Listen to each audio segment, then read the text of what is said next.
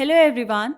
So we are solving the back exercise of the chapter aldehydes, ketones and carboxylic acids. And today it's the turn of question number 10. So the question says, an organic compound with the molecular formula C9H10O forms 2,4 DNP derivative, reduces Tollens reagent and undergoes Cannizzaro reaction. On vigorous oxidation it gives a compound. Identify the compound. देखो बेटा, जब भी आपके पास ऐसे questions आते हैं जिसमें आपको आइडेंटिफाई करना है कंपाउंड को, तो हम क्या करते हैं, हम पढ़ते हैं क्वेश्चन को लाइन बाय लाइन एंड जो जो इन्फॉर्मेशन आपको गिवन है उसको साथ साथ नोट डाउन करते रहेंगे. ठीक, कैसे करेंगे देखो. क्वेश्चन पढ़ेंगे वापस से. An organic compound with the molecular formula C9H10O. तो यहाँ पर क्या गिवन है बेटा, आपको दिया हुआ है मॉलिक्यूलर फॉर्मूला कितना, C9H10O. ओके, आगे क्या है बेटा, फॉर्म्स 2,4 DNP डेरिवेटिव. ये जो अब कंपाउंड है, let's say this is compound A. हम इसको कंपाउंड ए मान लेते हैं. ये जो कंपाउंड ए है ये क्या कर रहा है बेटा, ये 2,4 DNP डेरिवेटिव दे रहा है आपको. So this gives you 2,4 DNP. इसके साथ रिएक्ट करके अगर ये डेरिवेटिव मिल रहा है, मतलब जो आपके पास कंपाउंड है ए, वो क्या हो सकता है, या तो वो एल्डिहाइड हो सकता है या फिर कीटोन हो सकता है. ये हमें कैसे पता, क्योंकि कार्बोनिल ग्रुप्स आपको देते हैं addition reaction with ammonia derivatives, right. तो एल्डिहाइड भी हो सकता है, कीटोन भी हो सकता है. ओके, आगे पढ़ेंगे क्वेश्चन में. आगे दिया है reduces Tollens reagent and undergoes Cannizzaro reaction. देखो, टॉलेंस रिएजेंट को रिड्यूस कर रहा है, यहां पे लिखेंगे हम टॉलेंस रिएजेंट. ठीक है, टॉलेंस टेस्ट कौन देता है बेटा, टॉलेंस टेस्ट देते हैं सिर्फ और सिर्फ एल्डिहाइड्स. कीटोन्स टॉलेंस टेस्ट नहीं देते. मतलब जो ये आपके पास कंपाउंड है ये एल्डिहाइड होगा, कीटोन नहीं होगा. ठीक, इतनी बात हमें पता चल गई. ठीक है, इसके बाद क्या गिवन है कि ये देता है आपको कैनिज़ारो रिएक्शन. अगर आपको याद हो कैनिज़ारो रिएक्शन में क्या होता है बेटा, कैनिज़ारो रिएक्शन देता है मतलब ये जो आपके पास एल्डिहाइड होगा इसके पास कोई भी अल्फा हाइड्रोजन प्रेजेंट नहीं होगा.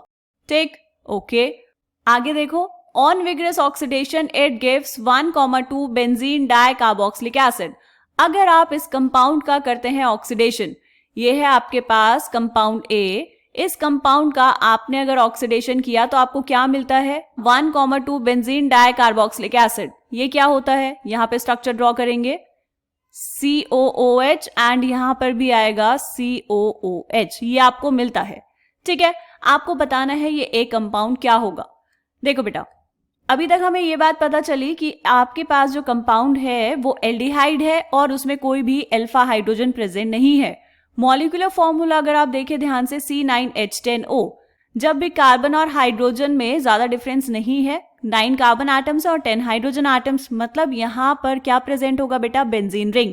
वैसे भी ऑक्सीडेशन का जो प्रोडक्ट है उसमें भी आपके पास एक बेंजीन रिंग है, तो यहाँ पर कंपाउंड में भी बेंजीन रिंग होगी. तो हमने क्या किया, कंपाउंड बनाना स्टार्ट करते हैं. देखो, हमें पता चला कि ठीक है एक बेंजीन रिंग तो यहाँ पर प्रेजेंट है, ये बेंजीन रिंग हमने बना ली. बेंजीन रिंग का मतलब क्या हुआ बेटा, C6H6. अब इस बेंजीन रिंग में एल्डिहाइड ग्रुप प्रेजेंट है और कोई अल्फा हाइड्रोजन नहीं है. अल्फा हाइड्रोजन नहीं है मतलब यहाँ पर लगा होगा एक CHO ग्रुप. ठीक, तो अब ये टोटल कितना हो गया है, C7. हाइड्रोजन कितने, यहाँ पर एक सब्स्टिट्यूएंट लगाया आपने तो एक हाइड्रोजन कम हुआ, H5, और एक हाइड्रोजन यहाँ पर है तो ये हुआ C7H6O.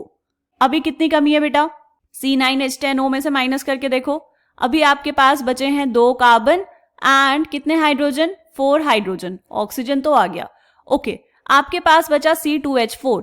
अगर यहाँ पर मुझे एक और ग्रुप लगाना है तो एक और हाइड्रोजन को हटाना पड़ेगा, तो मैं यहाँ पर लगा सकती हूँ C2H5.